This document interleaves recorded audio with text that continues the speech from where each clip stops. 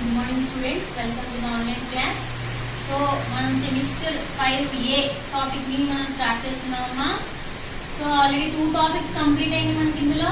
So first వచ్చేసి terrestrial environment కోసం చెప్పాను, నెక్స్ట్ ఆక్వాటిక్ ఎన్విరాన్మెంట్ మీకు నోట్స్ పెట్టాను.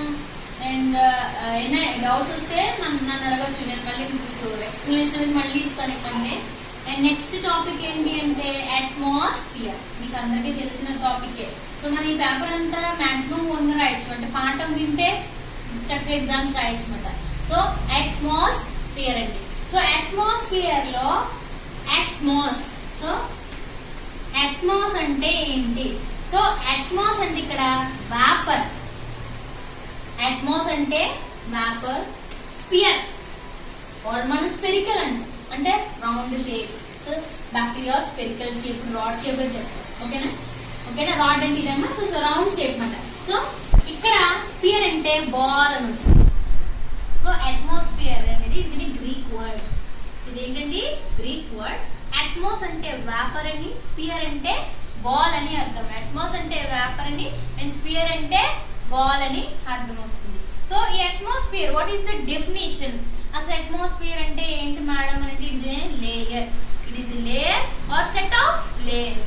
లేయర్ అని చెప్పొచ్చు ఆర్ సెట్ ఆఫ్ లేయర్స్ అని చెప్పొచ్చు. And contains of gases, layer of gases and surrounding the planet. It is a layer or set of layers of gases surrounded by the planet అని చెప్పొచ్చు అన్నమాట. So atmosphere లో atmos అంటే vapour అని, sphere అంటే ball అని అంటారు. ఇది ఒక పదం అనేది ఎలా ఐసోలేట్ ఆరిజిన్ అయిందంటే Greek word. Originated from the it's a Greek word అని చెప్పొచ్చు. సో డెఫినేషన్ వచ్చి అట్మాస్ఫియర్ అంటే లేయర్ అని చెప్పొచ్చు or set of layers. So set of layers of gases surrounded by the planet. మన చుట్టూ మన ప్లానెట్ అంతా కూడా అట్మాస్ఫియర్ తోనే కదండి ఫిల్ అయిపోయి ఉంటుంది. So next, so atmosphere composed of different gases. So atmosphere ఇక్కడ నేను ఆల్రెడీ చెప్పాను, layers of gases. What are the gases present in the atmosphere? So atmosphere లో ఉండే గ్యాసెస్ అనేవి ఏంటి? సో అట్మాస్ఫియర్ లో ఉండే గ్యాసెస్ అనేవి ఏంటి అంటే ఫస్ట్ వచ్చినప్పటికి so atmosphere is composed of, composition అని కూడా మీరు రాసుకోవచ్చు. సో కంపోజ్డ్ ఆఫ్, సో ఏముంటుందంటే నైట్రోజన్ 78% ఉంటుంది, నైట్రోజన్ 78% ఉంటుంది, O2 21% ఉంటుంది, అండ్ నెక్స్ట్ ఆర్గాన్ 9% ఉంటుంది, 0.9%, అండ్ CO2 0.4% ఉంటుంది. 78. So nitrogen 78%, oxygen 21%, organ 0.9%, CO2 0.4%. So what is the uses? అసలు ఈ గ్యాసెస్ ఈ అట్మాస్ఫియర్ లో ఉండడం వల్ల ఎవరికి ఉపయోగపడతాయి? సో నైట్రోజన్ అనేది ఇక్కడ ఎవరు ఉపయోగించుకుంటారంటే బ్యాక్టీరియా అనేది ఉపయోగించుకుంటుంది. నైట్రోజన్ ఫిక్సేషన్ జరుగుతుంది కాబట్టి ఇక్కడ బ్యాక్టీరియా అనేది అట్మాస్ఫియర్ లో సాయిల్ లో ఉన్న కాంపోనెంట్ ని నైట్రోజన్ యూజ్ చేసుకుంటుంది. Next oxygen it is used for the respiration for the living organisms. So మనం ఆక్సిజన్ ని ఉపయోగించుకుంటాం. నెక్స్ట్ CO2 ని ఇక్కడ ఎవరు ఉపయోగించుకుంటారు? So plants and algae. Plants and algae అనేవి CO2 ని ఉపయోగించుకుంటే సో ఆర్గాన్ అనేది జస్ట్ నార్మల్ సో కంపోజ్ ఒక just normal gas components. It is not used by anyone. So ఇదమ్మా కాంపోజిషన్ ఏంటి? అట్మాస్ఫియర్ యొక్క కాంపోజిషన్ ఏంటి అంటే nitrogen, oxygen, organic molecules, CO2, plants ఉంటుంది. నైట్రోజన్ అనేది 78% బ్యాక్టీరియా ఉపయోగించుకుంటుంది. O2 అనేది లివింగ్ ఆర్గానిజమ్స్ అని మీరు రాసుకోవచ్చు. Living organisms for respiration, living organisms respiration ఉపయోగించుకుంటాయి. CO2 ని ప్లాంట్స్, ఆల్గే. ఇక్కడ ఆల్గే అనేది బ్యాక్టీరియా వస్తుంది, example for the cyanobacteria. So plants అనేవి ఇక్కడ ఏంటి అంటే by the process of photosynthesis అండి.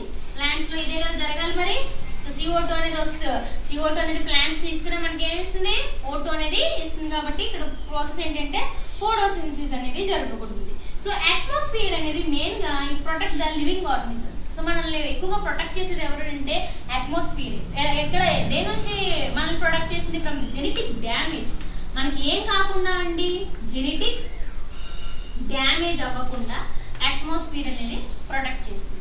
So what is genetic damage?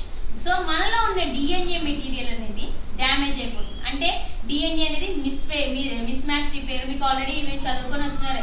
So DNA damage and repair mechanisms లో మనం 5 మెకానిజమ్స్ చదువుకుంటాం రిపేర్ చేయడానికి. అంటే డ్యామేజ్ అయిన డిఎన్ఏని మళ్ళీ తిరిగి రిపేర్ చేయడానికి అవి మెకానిజమ్స్ అమ్మ. సో డిఎన్ఏ డ్యామేజ్ అనేది ఇక్కడ ఎందుకు అవుతుంది? UV rays or cosmic rays. దేని వల్ల అవుతుంది? యూవీ రేస్ ఒకటి, కాస్మిక్ రేస్ వల్ల డిఎన్ఏ డ్యామేజ్ అవుతుంది. సో డిఎన్ఏ డ్యామేజ్ రాకుండా ఉండడం కోసం మనల్ని అట్మాస్ఫియర్ ప్రొటెక్ట్ చేస్తుంది. ఎలా ప్రొటెక్ట్ చేస్తుంది madam? So this is the composition అమ్మ నేను చెప్పింది. నెక్స్ట్ సో మనల్ని ఇక్కడ డిఎన్ఏ డ్యామేజ్ కాకుండా ఎలాగ మనల్ని ప్రొటెక్ట్ చేస్తుంది అంటే we have to know the ఏం తెలుసుకోవాలి మనం? నెక్స్ట్ లేయర్స్ తెలుసుకోవాలి. సో అట్మాస్ఫియర్ లో ఉండే లేయర్స్ ఏంటి? What are the layers present in the atmosphere? So మీకు ఎవరికన్నా తెలిస్తే ఒకసారి మళ్ళీ రికలెక్ట్ చేసుకోండి, నేను మామూలు ఎక్స్ప్లెనేషన్ ఇస్తాను.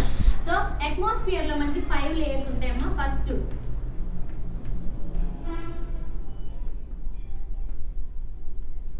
ట్రోపోస్ఫియర్, స్ట్రాటోస్ఫియర్, మీసోస్ఫియర్,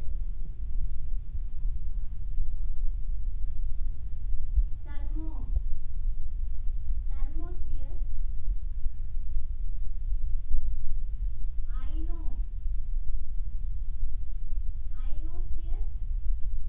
ఆర్ ఎగ్జో అంటారు. Ionosphere or exosphere. ఇవి 5 layers. Troposphere, stratosphere, mesosphere, thermosphere, ionosphere అంటారు. ఇందులో ఫస్ట్ లేయర్ ఏంటంటే ట్రోపోస్ఫియర్. సో మనకి ఫస్ట్ ఉన్న లేయర్ ఏమొస్తుందంటే ట్రోపోస్ఫియర్. ఇది 70 కిలోమీటర్స్ దూరంలో ఉంటుంది. మనకి పైన 70 కిలోమీటర్స్ దూరంలో ఉండే ఫస్ట్ లేయర్ ఏంటంటే ట్రోపోస్ఫియర్. ట్రోపోస్ఫియర్ తర్వాత ఉండే లేయర్ ఏంటి అంటే stratosphere. So this is the very important layer అనమాట. మనల్ని ప్రొటెక్ట్ చేస్తుంది. జెనెటిక్ డ్యామేజ్ కాకుండా ఆ హార్మ్ఫుల్ రేస్ అనేవి మన మీద పడకుండా ప్రొటెక్ట్ చేసేది స్ట్రాటోస్ఫియర్. ఎలా ప్రొటెక్ట్ చేస్తుంది? సో స్ట్రాటోస్ఫియర్ తర్వాత ఉన్న లేయర్ ఏంటి? మీసోస్ఫియర్. సో ఈ రెండింటికి మధ్యన ఒక లేయర్ ఉంటుందండి. సో దాన్నే ఓజోన్ అంటారు. ఎవరు? ఓజోన్.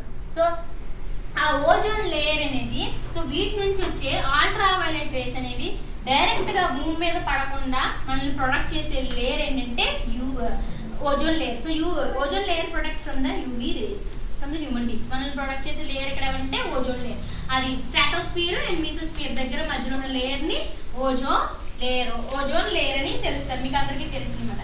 అండ్ నెక్స్ట్ సో ఇది ఎంత దూరంలో ఉంటుందంటే మనకి 15 to 35 kilometres. 15 to 35 kilometres.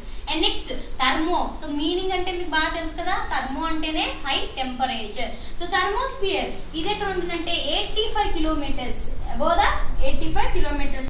Aero microflora. So aero microflora అంటే the study of flora.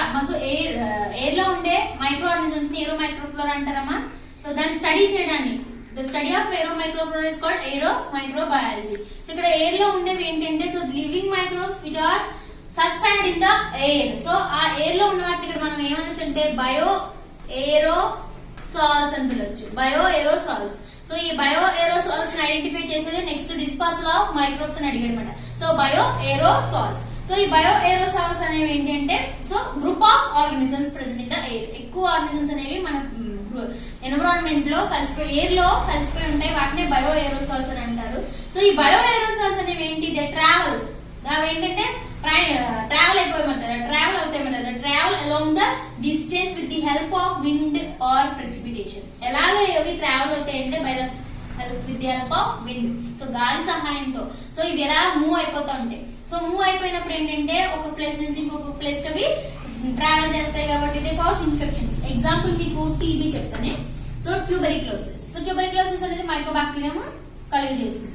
So వాళ్ళ ప్రాంప్ట్ సిమ్టమ్ ఏంటి? టీబీ వచ్చిన వాళ్ళ ప్రాంప్ట్ సిమ్టమ్ ఏంటంటే డ్రై కాఫ్, దగ్గుతూ ఉంటారు. సో దగ్గినప్పుడు ఏమవుతుంది? సో ఇప్పుడు నేను మాట్లాడుతున్నానంటే డ్రాప్లెట్స్ అనేవి బయటికి వస్తాయి. So droplets contain micro organisms. So droplets వల్ల ఒకళ్ళ నుంచి ఇంకొకటికి నేను మాట్లాడినప్పుడు ఈ డ్రాప్లెట్స్ కానీ లేదా టీబీ పేషెంట్ మాట్లాడినప్పుడు ఏంటంటే డ్రాప్లెట్స్ బయటికి రిలీజ్ అవుతాయి. సో డ్రాప్లెట్స్ లో ఇక్కడ బయో ఏరోసాల్స్ అనేవి ప్రెసెంట్ ఉంటుంది. సో బ్యాక్టీరియా అనేది అక్కడ ప్రెసెంట్ ఉంటుంది కాబట్టి the cause infection the another one. వేరే వాళ్ళకి వచ్చే ఛాన్స్ అనేది ప్రెసెంట్ ఉంటుంది. దాన్ని ఏరో మైక్రో ఫ్లోరా అని అంటారు. సో అట్మాస్ఫియర్ లో ఉండే ఏరో మైక్రో ఫ్లోరా ఏంటి? మనం first topic terrestrial environment soil లో ఉండే ఫ్లోరా కోసం చెప్పాను.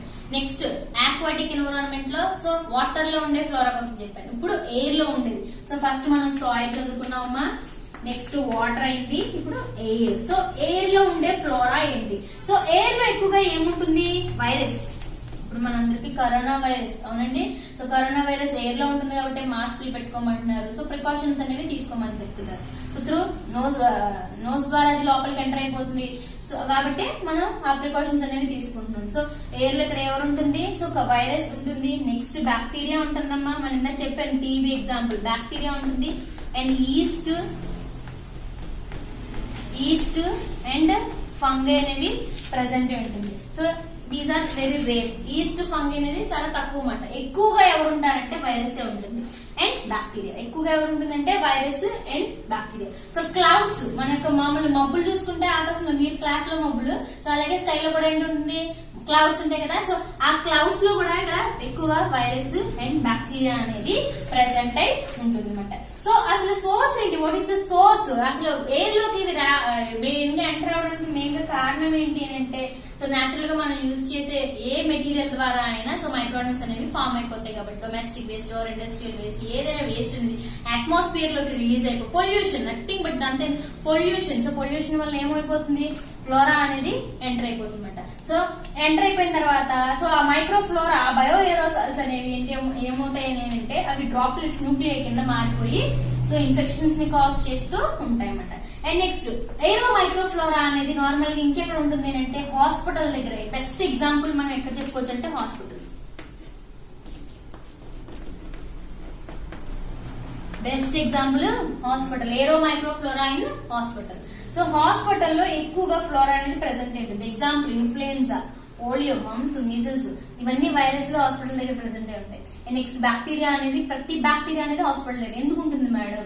సో ఎందుకు ఉంటుంది? సో హాస్పిటల్ అంటే ఎవరైనా చూస్తారు, సో అందరు పేషెంట్లు హాస్పిటల్ వస్తారు కాబట్టి డిఫరెంట్ టైప్ ఆఫ్ పేషెంట్స్ ఉంటారు కదండి. సో డిఫరెంట్ పీపుల్స్ అనేవి వస్తారు, పేషెంట్లు వస్తారు, పేషెంట్ ని విజిట్ చేసే వాళ్ళు ఉంటారు, స్టాఫ్ ఉంటారు. సో వాళ్ళందరి దగ్గర ఏముంటుంది? నార్మల్ ఫ్లోరా అనేది ఉంటుంది. నార్మల్ ఫ్లోరా ప్రెసెంట్ అయి ఉంటుంది, దాంతో పాటు ఏరో ఫ్లోరా అనేది కూడా ప్రెసెంట్ అయి ఉంటుంది. సో హాస్పిటల్లో కూడా ఫ్లోరా అనేది ప్రెసెంట్ అయి ఉంటుంది. దాన్ని ఏమంటారనంటే, సో హాస్పిటల్ దగ్గర ఉన్న వాటిని మనం నాసోకోమియల్ అని చెప్పుకోవచ్చు. మీరు ఆల్రెడీ ఈ టాపిక్ 4th సెమిస్టర్ లో చదువుకుంటారు. Nosocomial infections. The infections are acquired from the hospital environment. ఏవైతే మనకి హాస్పిటల్ నుంచి వస్తాయో వాటిని నాసోకోమియల్ ఇన్ఫెక్షన్స్ అంటారు. సో ఏరోఫ్లోరా అనేది ఇక్కడ మనకి హాస్పిటల్లో కూడా ప్రెసెంట్ అయి ఉంటుంది. సో హాస్పిటల్లో మనకి వైరస్ ఉంటది, బ్యాక్టీరియా ఉంటుంది, ప్రోటోజోవా, వాటర్ లో ఉంటది కదండి, ప్రోటోజోవా ఉంటుంది. ఎక్కువగా ఇవే ఎక్కువగా మనకి ఇన్ఫెక్షన్స్ కలిగజేసేవి virus, bacteria. And rare protozoa, yeast, అవన్నీ స్కిన్ ఇన్ఫెక్షన్స్ గానీ లేదా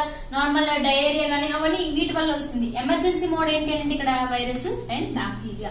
సో అట్మాస్ఫియర్ కి వచ్చినప్పటికి, మన సిలబస్ ప్రకారం చూసుకుంటే అట్మాస్ఫియర్ కి వచ్చినప్పటికి సో ఏరో మైక్రోఫ్లోరా అనేది ఉంటుంది. మీరు ఇక్కడ ఏరో మైక్రోఫ్లోరా అని పెట్టి ఏరో మైక్రోబయాలజీ కోసం, బయో ఏరోసాల్స్ కోసం రాసిన తర్వాత ఎగ్జాంపుల్స్ అనేవి ఇవ్వాలి. ఎగ్జాంపుల్స్ మీరు ఇక్కడ బ్యాక్టీరియా, వైరస్ ని, బ్యాక్టీరియాని ఇవ్వచ్చు, ఈస్ట్, ఫంగై ఇవ్వచ్చు.